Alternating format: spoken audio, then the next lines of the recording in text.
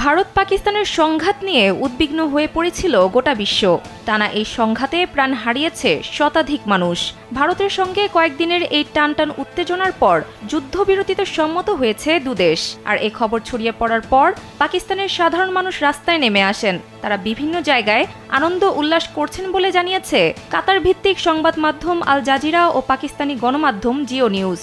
পাকিস্তানি এই গণমাধ্যম তাদের ইউটিউবেও আনন্দ উল্লাসের ভিডিও প্রকাশ করেছে। প্রতিবেদনে বলা হয়েছে, সাধারণ মানুষকে বিভিন্ন শহরে পাকিস্তান দীর্ঘজীবী হোক স্লোগান দিতে শোনা গেছে।